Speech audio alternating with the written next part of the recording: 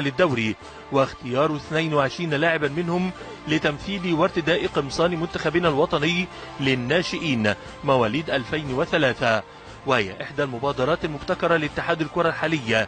بينما منتخب الشباب دشن معسكر الإعداد التاسع في الدولة بقيادة مدربه جمال الحساني استعدادا للتصفيات الآسيوية المقبلة. حراك واسع على مستوى المنتخبات الوطنية ومبادرات ومهرجانات متنوعة من الاتحاد الحالي للارتقاء بمستقبل الكرة الإماراتية.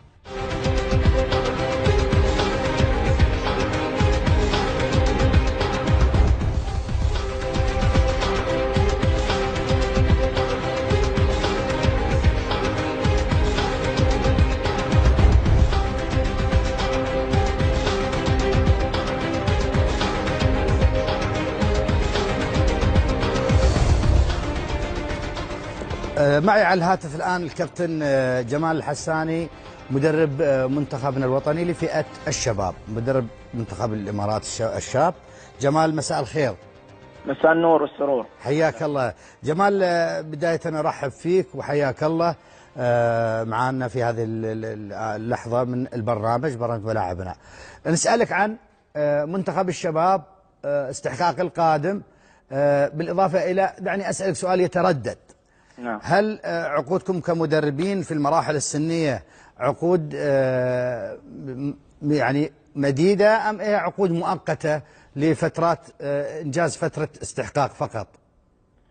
في البداية شاكر لكم اهتمامكم وارحب فيك وضيوفك الكرام.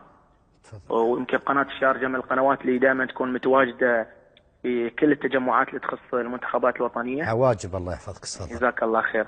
بالنسبة للعقود، عقودنا ما شاء الله سارية المفعول، نحن قاعدين نؤدي وظيفتنا وهذا واجب علينا خدمة بلادنا، في عقود ولا بدون عقود، لكن عقودنا سارية المفعول والحمد لله أمور طيبة. لا أنا أقصد مدة العقد، هل هو فترة فقط البطولة ولا مدة عقد طبيعي 2 3 سنوات سنة؟ لا العقد سنوي طال عمرك، العقد سنوي يتجدد. حلو. نعم. ممتاز. نعم. تفضل الآن استحقاق منتخب الشباب ويعني القادم وشو الإعداد فيه؟ بالنسبة للاستحقاق القادم الكل عارف عندنا تصفيات كأس آسيا بنهاية شهر 10 أكتوبر القادم إن شاء الله. نهائيات ها؟ لا تصفيات. نعم راح، والقرعة سحبت، نحن عندنا البحرين وعمان وقرغستان ونيبال في المجموعة. المجموعة الحمد لله في المتناول طبعا بإذن الله، والاستعدادات الحمد لله ماشية على قدم وساق وماشية مثل نحن ما مخططين لها بالتنسيق مع الإخوان في الإدارة الفنية في اتحاد الإمارات لكرة القدم. في كل شهر عندنا تجمعين 3، طبعا تجمعات هاي تراعي ايضا بطولات المراحل السنيه. حلو. ونحن حاليا داخلين في معسكر ايضا استعداد لمنتخب اليابان الجمعه القادمه ان شاء الله. مباراة اعداد. نعم مباراة اعداد. نعم. حلو. اعداد. نعم. حلو. مع اليابان في الجمعه القادمه ان شاء الله تاريخ 12.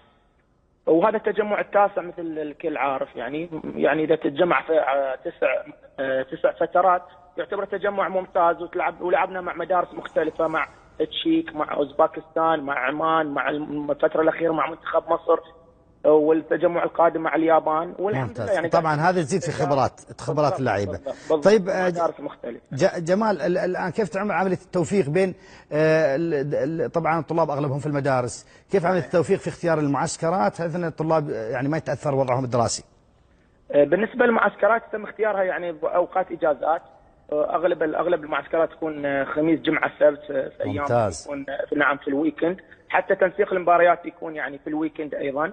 ممتاز. فالعيال مستمرين في الدراسه ومستمرين في البرنامج الاعدادي للمنتخب. حلو. كم القائمه اللي تحت ايدك يعني، وهل هم افضل اللاعبين اللي تتوقع انهم يكونوا موجودين ولا في لاعبين مش يعني كنت تتمناهم بس مش موجودين في القائمه؟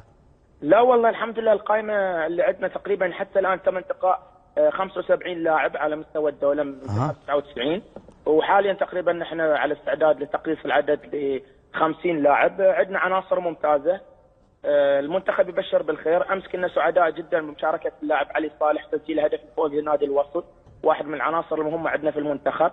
ماجد راشد ايضا يلعب في الفريق الاول في اتحاد كلباء. يعني عندنا مواهب ممتازه تكون ان شاء الله خير رديف للمنتخب الاول باذن الله. طيب جمال، آخر سؤال بسألك. اتفضل. التنافس على صعيد في الفئات السنية، فئة الشباب، هل يخلق نجوم ولا أيضا مثل دوري المحترفين 3 أندية 4 أندية هي اللي تتنافس والبقية تلعب أدوار فقط تكميلية؟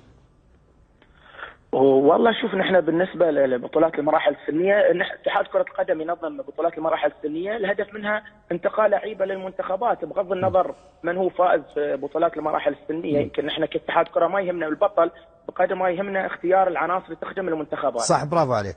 نعم. طيب، لا أنا حين سؤالي، هل عندك لعيبة من الفجيرة؟ هل عندك لعيبة من كلبة؟ هل عندك لعيبة من الشارجة؟ هل عندك لعيبة من عجمان؟